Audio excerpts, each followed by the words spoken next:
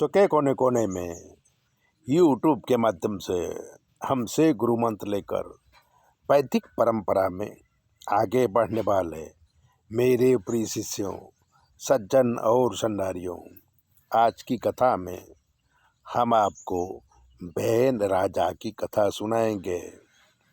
अंग नाम के राजा थे।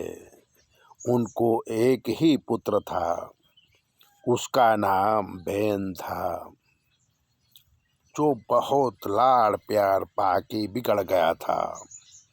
जैसे जैसे बैन बड़ा हुआ वैसे वैसे वो तूफान बढ़ाते गया।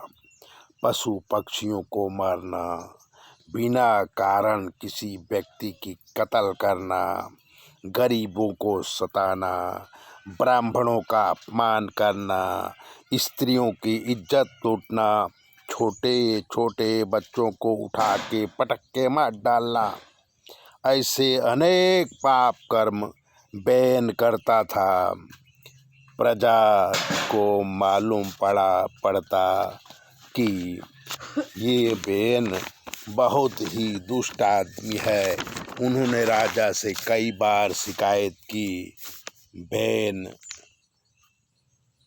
आ रहा है। ऐसा सुनते ही सारे लोग गांव घर के अंदर घुसकर अपने दरवाजे बंद कर लेते थे। बैन का उपद्रव बहुत बढ़ा तो राजा ने उसे बहुत समझाया कि प्रजा की रक्षा करना हमारा काम है और तुम प्रजा को परेशान करते हो। बैन राजा की बात सुनता नहीं था और रोज नए नए तूफान करता रहता था। एक दिन राजा परेशान होके राजमहल छोड़कर जंगल में चले गए। कहाँ गए किसी को पता नहीं चला। तब राजा ने देखा कि राज्य में चोर उचक्के लुटेरे बढ़ गए, प्रजा परेशान हो गई। और तब सारे प्रधान मिलकर ऋषियों की सभा बुलाई। ऋषियों ने कहा कि राजा बिना राज्य नहीं चल सकता, तो बैन को राजा बना दिया।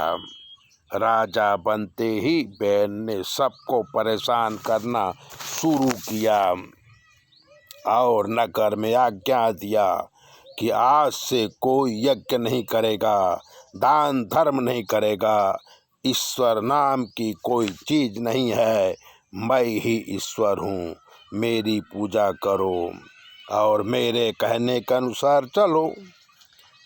बैन का त्रास इतना बढ़ गया कि दिन में भी लोग बाहर निकलने से डरने लगे।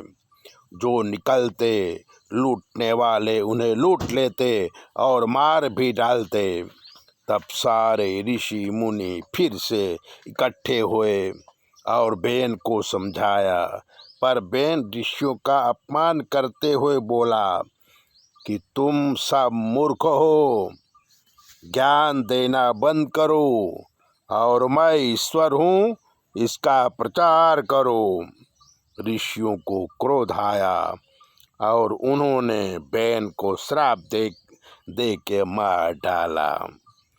राजगादी खाली हुई तो प्रजा और भी परेशान हो गई।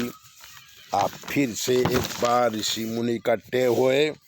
आतंकी बहुत पैदा हो गए थे, समाज में परेशान करने लगे थे, कायदा कानून नष्ट हो गया। तब ऋषियों ने, बैन के 2 पुत्र थे।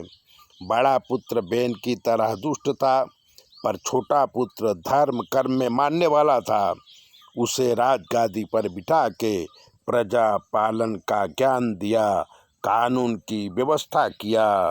उसका नाम पृथु था। तो पृथु राजा बनने के बाद प्रजा कल्याण का काम करने लगे, धर्म की स्थापना हुई, प्रजा सुखी हुई। जो राजा प्रजा का ध्यान न रखे तो ब्राह्मणों की जवाबदारी थी कि उसे पदभ्रष्ट करके दूसरे राजा की नियुक्ति की जाए, जिससे सारी प्रजा सुखी हो।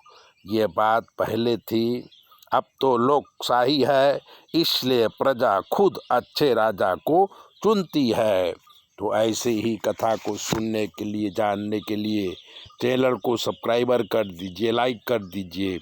और अगर आपके जीवन में कोई भी कष्ट है तो 9825200108 पर फ़ोन करिए।